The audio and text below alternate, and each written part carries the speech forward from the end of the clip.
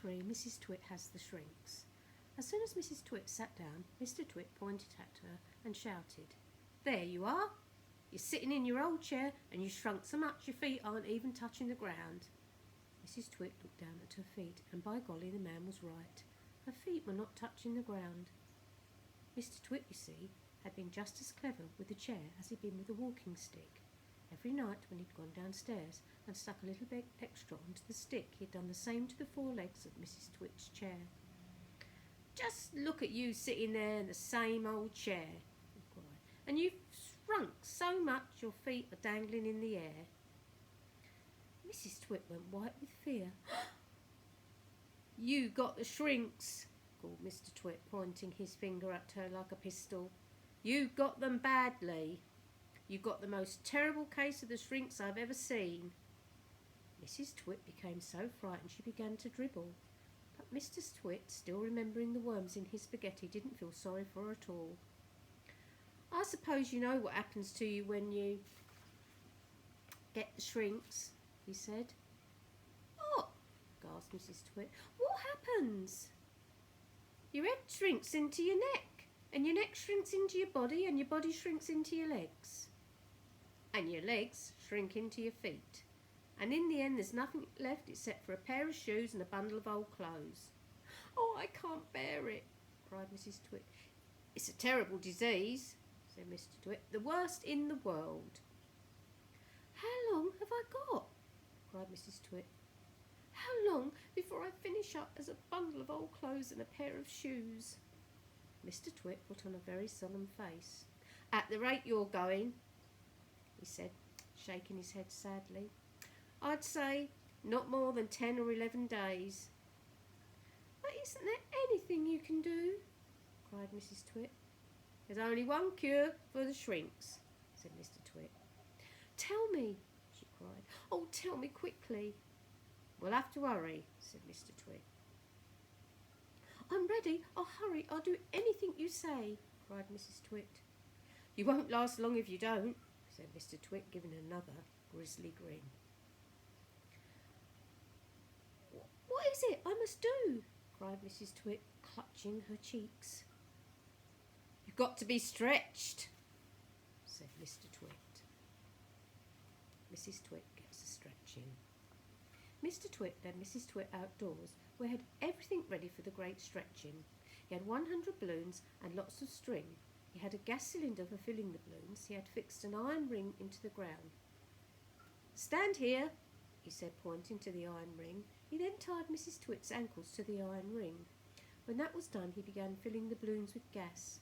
Each balloon was on a long string, and when it was filled with gas, it pulled on its string, trying to go up and up. Mr. Twit tied the end of the strings to the top half of Mrs. Twit's body.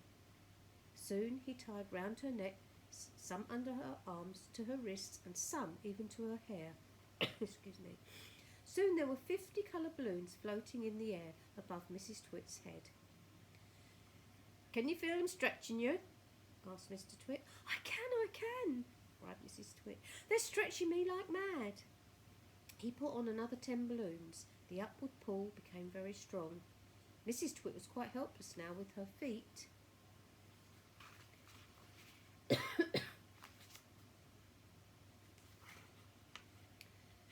tied to the ground and her arms pulled upwards by the balloon. She was unable to move.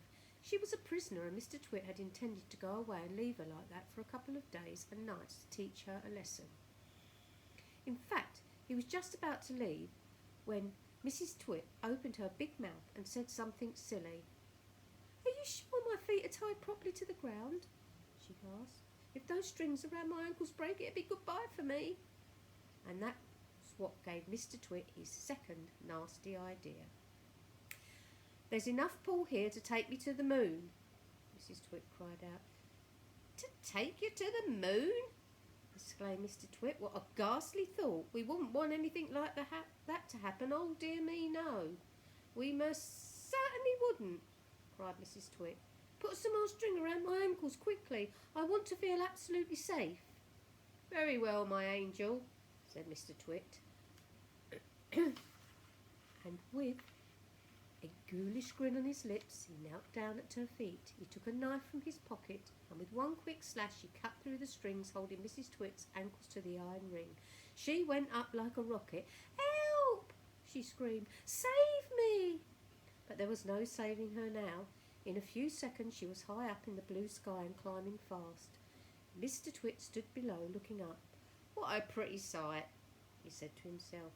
"How lovely all those balloons look in the sky, and what a marvellous bit of luck for me. At last the old hag is lost and gone forever." Mrs. Twit comes ballooning down.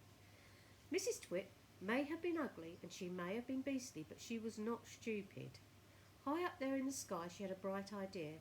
"If I can get rid of some of these balloons," she said to herself, "I will stop going up and start to come down." She began biting through the strings that held the balloons to her wrists and arms and neck and hair. Each time she bit through a string and let the balloon float away, the upward pull got less and her rate of climb slowed down. When she had bitten through 20 strings, she stopped going up altogether. She stayed still in the air. She bit through one more string. Very, very slowly she began to float downwards. It was a calm day. There was no wind at all, and because of this Mrs. Twit had gone absolutely straight up. She now began to come absolutely straight down. As she floated gently down, Mrs. Twit's petticoat billowed out like a parachute, showing her long knickers. It was a grand sight on a glorious day, and thousands of birds came flying in from miles around to stare at this extraordinary old woman in the sky. And I'll see you next time for the next chapter. Bye.